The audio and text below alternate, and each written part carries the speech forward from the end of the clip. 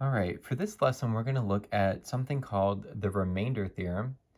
The remainder theorem is related to polynomial division, and it states that if we divide a polynomial p of x by x minus c, then the remainder that we find is also the value of p of c. So if we evaluated the polynomial at that number c, we would get that same value of the remainder.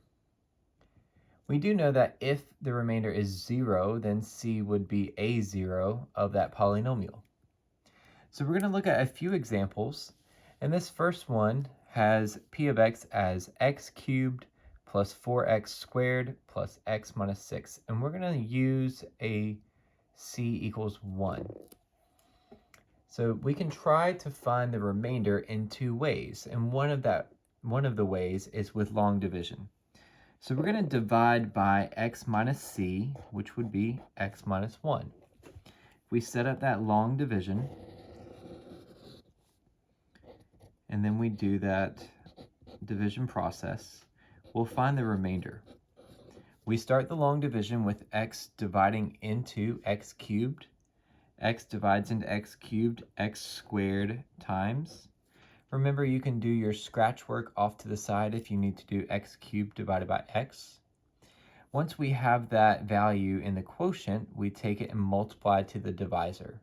So x squared times x minus 1 would be x cubed minus x squared. We subtract that whole row.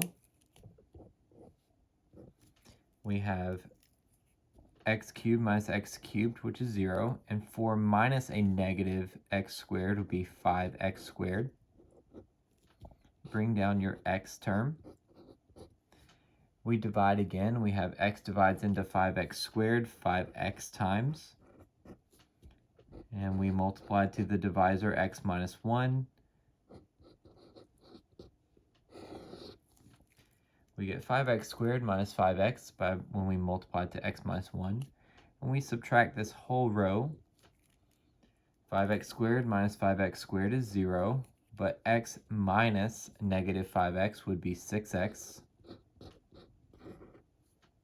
We divide one more time. X divides into 6x 6 times.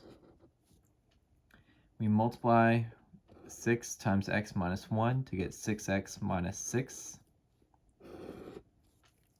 And we subtract that whole row. This leaves us with a remainder of 0.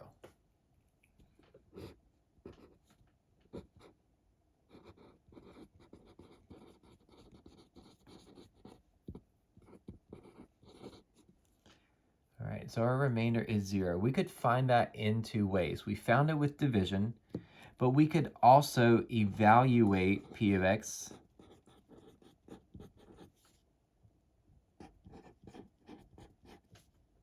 at x equals 1. So if I find p of 1, that would be plugging in 1 for all of the x's. So I have 1 cubed plus 4 times 1 squared plus 1 minus 6.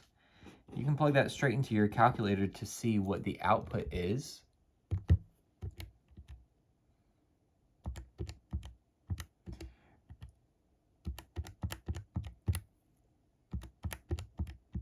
We get 0, which, as expected, that tells us the remainder is also 0. So what we just saw with the remainder theorem is that if we divided by x minus c, the remainder is the same value as if we had just evaluated the function at c.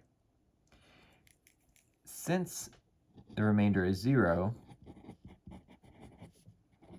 we know that c is a 0 of the polynomial.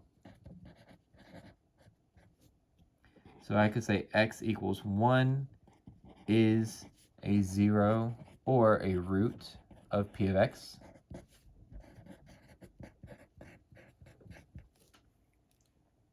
So that's one way that we can find zeros or roots of a polynomial. Because it's a root, we also know an associated factor. we can say, therefore, if x equals 1 is a root, something, x minus 1, is a factor. And we saw that with the long division. X minus 1 divided evenly into that polynomial. So we could find that x minus 1 is one of the factors. When I look at this polynomial p of x, it's degree 3, so there should be 3 zeros to this polynomial. We would need to factor to find the other zeros. What we just found is that x minus 1 is a factor, so we could write this polynomial as x minus 1 times x squared plus 5x plus 6. When we divided x minus 1, we found x squared plus 5x plus 6 as the quotient. So if I continue to factor all the way, I would have x minus 1 times x plus 3 times x plus 2. There is our polynomial in completely factored form. We have all of these factors. If we were asked to find the zeros, so if we needed to find the zeros, we could take those factors and find the zeros.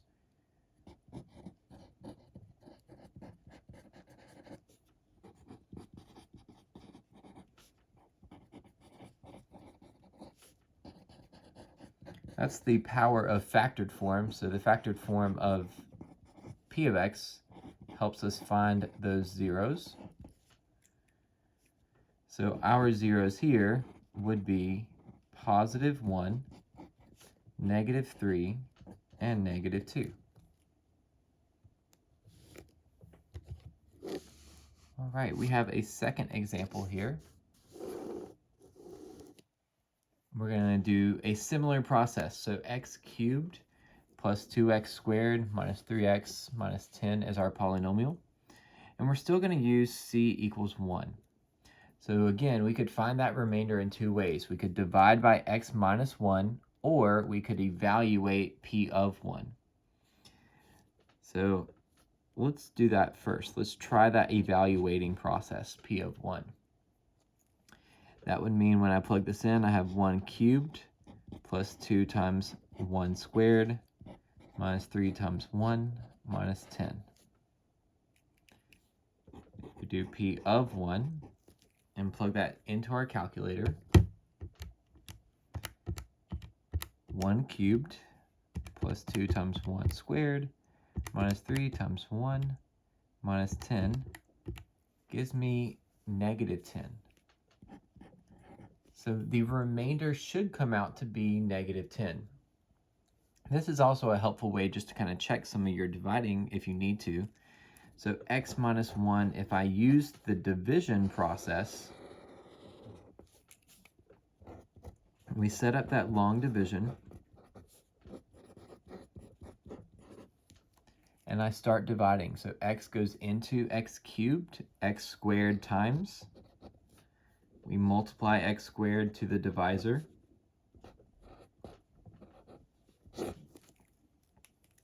And we subtract this whole row. Subtracting x cubed minus x cubed is 0. But 2 minus negative 1 is 3x squared. We bring down the minus 3x.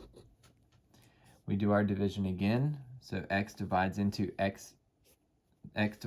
3, x squared, and gives me positive 3x. We multiply and subtract.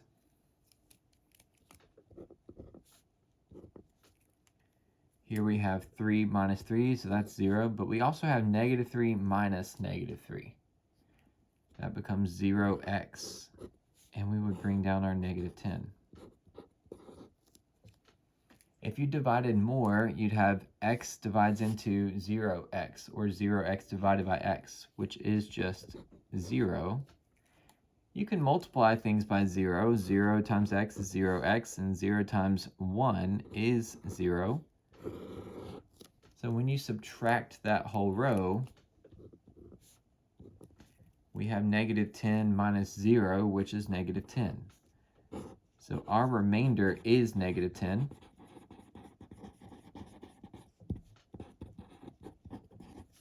Which we found both ways.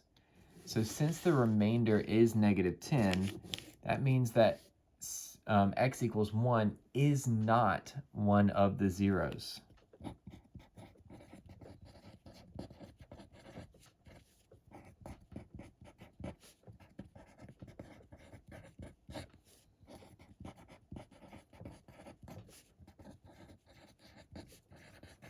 So it's not a zero or a root of p of x. If we were trying to factor this polynomial, we couldn't factor it more because we did not find a factor using division.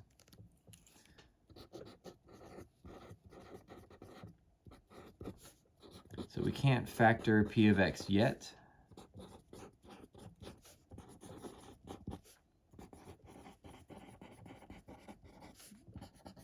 Because we do not know one of the zeros or one of the roots.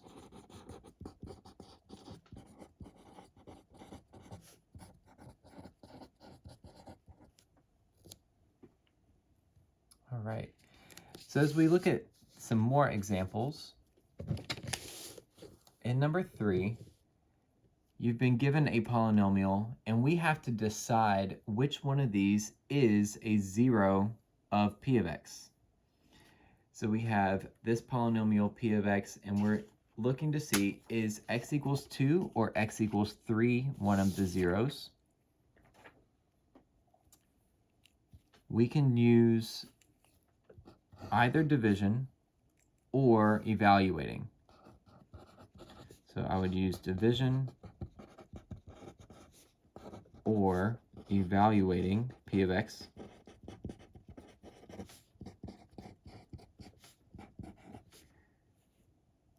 To determine if this is a zero.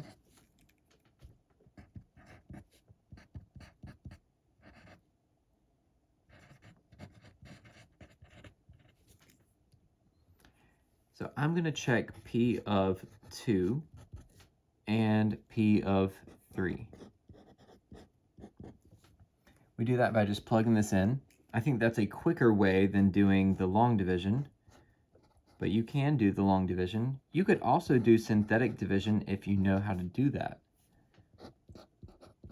Synthetic division is actually the quicker way if you were trying to do that division process.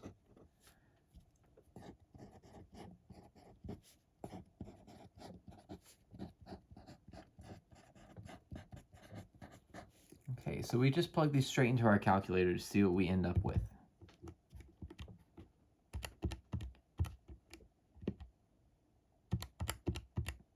Every time I plug in a value for x, I'm using parentheses to replace that x and show that 2 is going in its place, or putting 3 in its place. When I plugged in 2, I got out 0, so I know p of 2 is 0. And let's just go ahead and check 3.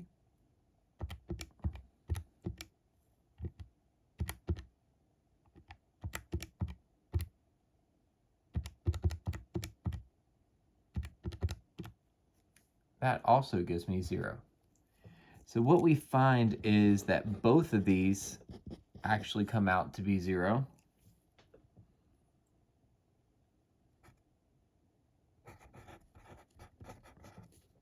So both x equals 2 and x equals 3 are actually zeros of p of x.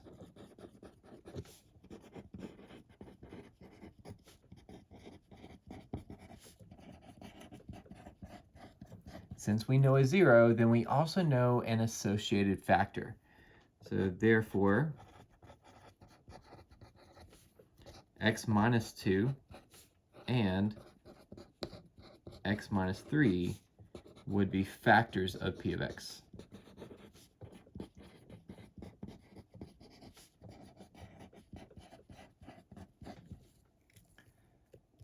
If we were trying to factor all the way, which is what the goal is in the second part, we want to factor the polynomial as a product of linear factors. So if I take this all the way, there should be 3 zeros, because it's degree 3, which would lead us to 3 different factors. We know 2 of them. The only way that we can find the other is by using division. I could divide by x minus 2 or x minus 3 because either one is a factor. So I'm just going to write, we can divide by either one.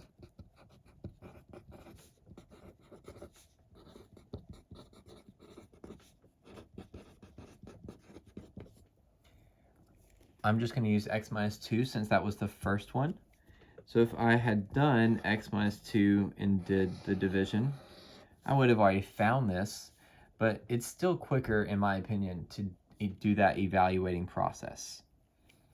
That way I'm not having to do the division more than once.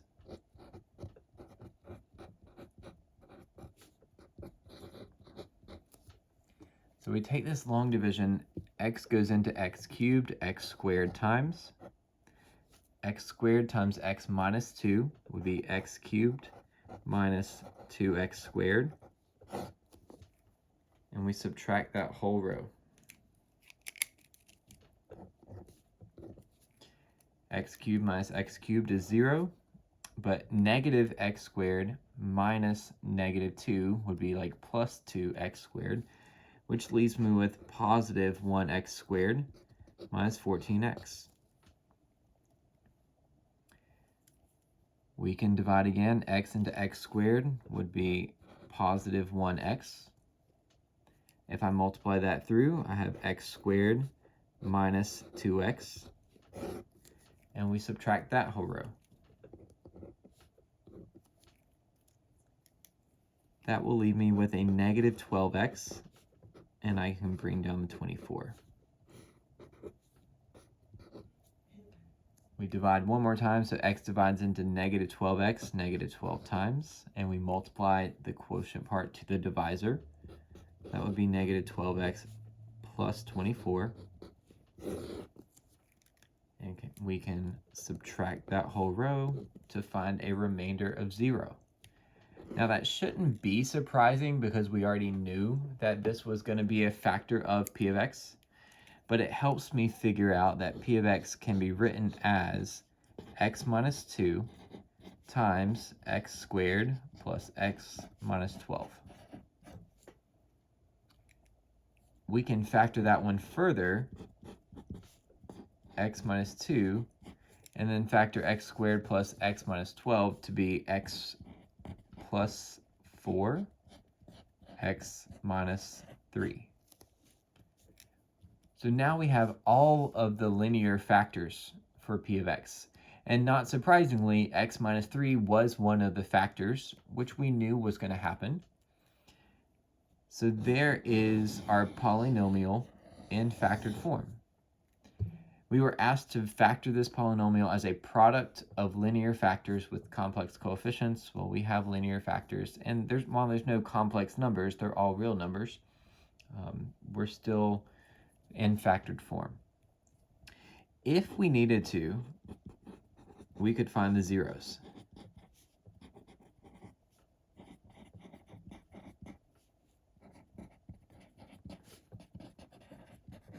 It didn't ask us to in this problem, but our zeros would be x equals 2, x equals negative 4, and x equals 3. So go ahead and pause the video and try out number 4. You're doing a very similar process where you're checking to see if one of these is a 0, and then factoring all the way into a product of linear factors. So we're going to go ahead and pause that video, and then you can start it back up when you're ready. Okay, so if you did check this or try it out on your own, you would evaluate to see if negative 3 or positive 3 is a 0. We find that negative 3 is a 0. Since negative 3 is a 0, x plus 3 would be a factor. I can do that division and find a factor of 2x squared minus 5x plus 2. That helps me write p of x in factored form, but that factor can continue to factor. So we take that and factor into 2x minus 1 times x minus 2. So our polynomial in completely factored form looks like this. All right, let's pause there and then we'll go on to the next set or section of the notes.